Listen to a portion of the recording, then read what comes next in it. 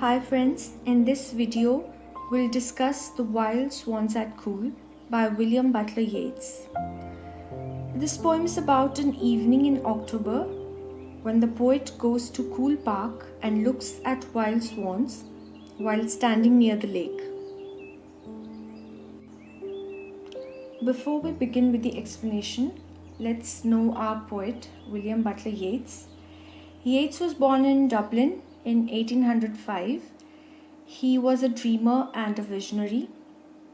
He used a lot of mythology and symbolism in his poems, and passion and intensity are the keynotes of his poems. He won the Nobel Prize for Literature in 1923. The Wild Swans at Coole is a beautiful poem, and it deals with the theme of old age, nature, and time.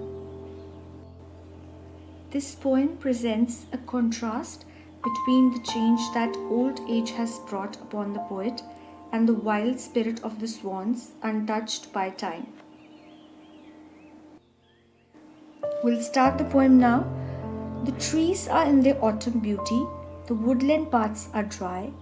Under the October twilight, the water mirrors a still sky. Upon the brimming water among the stones are 59 swans. So the poet says, it's autumn and the trees have a strange beauty about them. Autumn beauty could mean the different colors of the leaves. Leaves turn yellow or brown, which makes the trees look beautiful. The woodland paths are dry. The paths in the woods or forest are dry. Under the October twilight, the water, so it's the time of evening. That is the time between sunset and dark in the month of October. And the reflection of the sky can be seen in the water, which is still and calm. The poet is standing near the lake and he sees the reflection of the sky in the water. Upon the brimming water among the stones, so brimming means overflowing or full to the top. Water is flowing among the stones and there are 59 swans over there. 59 swans means 59 swans. Next stanza. The 19th autumn has come upon me since I first made my count. I saw, before I had well finished, all suddenly mount and scatter wheeling in great broken rings upon their clamorous wings. This is the 19th autumn or 19th year since the poet first saw and counted the birds, that is the swans. So 19 years have passed. This means he comes to visit the lake every year in autumn. Before the poet could finish counting, I saw before I had well finished. So before finishing counting, all of them suddenly started flying. All suddenly mount. Mount means to fly or to rise.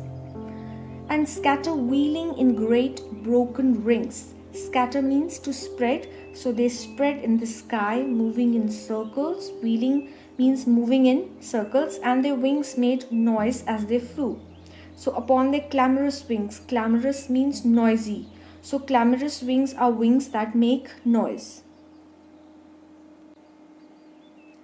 I have looked upon those brilliant creatures, and now my heart is sore. All's changed since I, hearing at twilight, the first time on this shore, the bell beat of their wings above my head, trod with a lighter tread. I have looked upon those brilliant creatures. I have seen those beautiful birds or brilliant birds, and now my heart is sad and bitter. Sore here means sad. Why sad? Because he has suffered a lot for all these years. From the time when I saw these creatures for the first time, these swans, everything has changed in my life. All's changed since I hearing at twilight. So at that time when I heard the sound of their wings above my head for the first time, I was not so sad, but now things have changed. So when I first came to this lake, I heard the noise of their wings above my head and I walked with caution, trod with a lighter tread. Trod means to walk. and with a lighter tread means to walk with caution. So basically, he's trying to say that he was younger that time and he was less worried about life. Next stanza. Unwearied still, lover by lover, they paddle in the cold, companionable streams, or climb the air. Their hearts have not grown old. Passion or conquest wander where they will, attend upon them still. Unwearied still, lover by lover. Unwearied means untired. Lover by lover means in pairs. So the swans are not tired, and in pairs they paddle in the cold. They swim in the cold. Companionable streams. Companionable means pleasant waters. Or climb the air.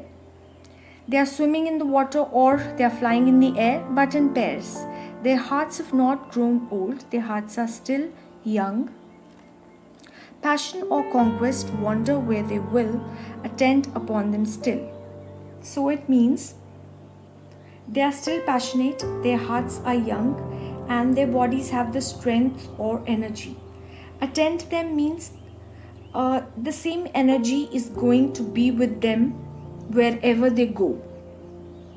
So, wherever they wander, will here means wish. They can go wherever they want, wherever they wish, but they will have the same level of energy, unlike the poet, because the poet has grown old and he has lost his strength. But now they drift on the still water, mysterious, beautiful. Among what rushes will they build? By what lake's edge or pool? Delight men's eyes when I awake someday to find they have flown away. So this is the last stanza, and here the poet says, but now the swans drift or move on the water. They look mysterious and beautiful, but the poet is thinking about where they will go. Among what rushes? Rushes are plants that grow on wet ground. So he says, among what rushes will they build their shelter, or beside the lake or a pool? So wherever they go, wherever they build their shelter, they will delight men's eyes, or they will give happiness to people. And he says, when I awake someday, I will find that they have gone.